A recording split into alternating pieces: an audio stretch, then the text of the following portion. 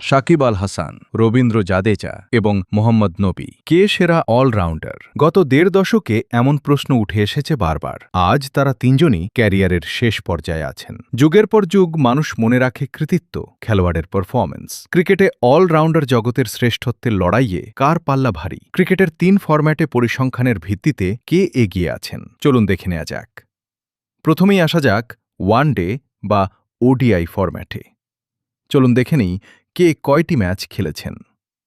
ওয়ানডেতে সাকিব আল হাসান খেলেছেন ২৪৭টি ম্যাচ, রবীন্দ্র জাদেজা খেলেছেন ২১০টি ম্যাচ এবং মোহাম্মদ নবী খেলেছেন ১৭৬টি ম্যাচ। এখানে সাকিব আল হাসান সবচেয়ে বেশি ম্যাচ খেলেছেন। তবে ব্যাটিং পারফরম্যান্সের বিচারে কে এগিয়ে? সাকিব আল হাসান করেছেন ৭৫৭০ রান এবং তার ব্যাটিং গড় ৩৭.২৯। রবীন্দ্র জাদেজা করেছেন ২৯০৫ রান এবং তার ব্যাটিং গড় ৩২.২৭। আর মোহাম্মদ নবী করেছেন ৩৭৬২ রান এবং তার ব্যাটিং গড় ২৭.২৬। এখানে রান এবং ব্যাটিং গড়ের দিক থেকে সাকিব আল হাসান সবচেয়ে এগিয়ে আছেন। সাকিব আল হাসান করেছেন ৯টি সেঞ্চুরি এবং ৫৬টি হাফ সেঞ্চুরি।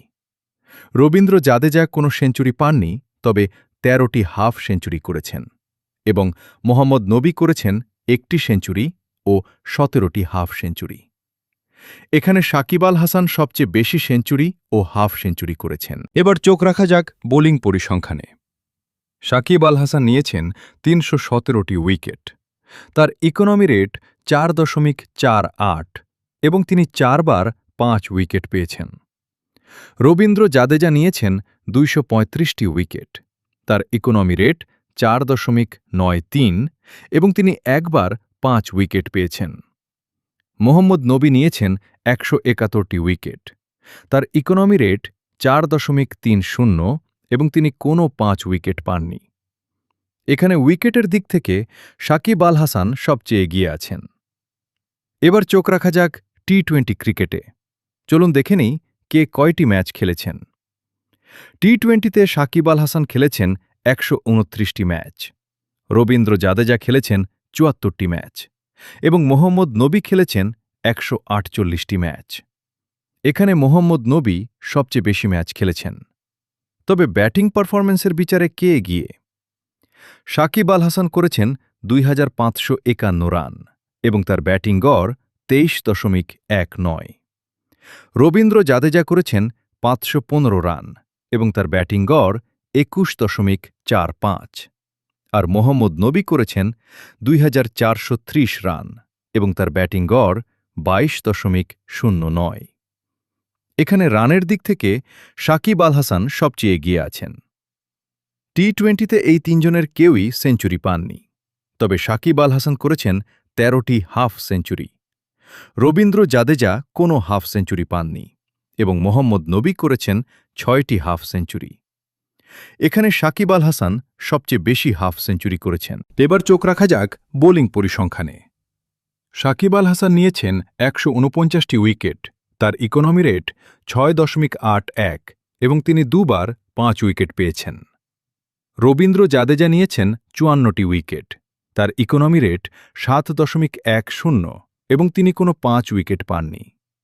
মোহাম্মদ নবী নিয়েছেন ১০১টি উইকেট। তার ইকোনমি রেট ৭.৩০ এবং তিনিও কোনো ৫ উইকেট পাননি। এখানে উইকেটের দিক থেকে সাকিব আল হাসান সবচেয়ে এগিয়ে আছেন। সবশেষে আসি আভিজাত্যের লড়াই টেস্ট ক্রিকেটে। চলুন দেখে নিই কে কয়টি ম্যাচ খেলেছেন। টেস্টে সাকিব আল হাসান খেলেছেন ৭১টি ম্যাচ, রবীন্দ্র জাদেজা খেলেছেন ৮৯টি ম্যাচ এবং মোহাম্মদ নবী খেলেছেন মাত্র ৩টি ম্যাচ। এখানে রবীন্দ্র জাদেজা সবচেয়ে বেশি ম্যাচ খেলেছেন। তবে ব্যাটিং পারফরম্যান্সের বিচারে কে এগিয়ে?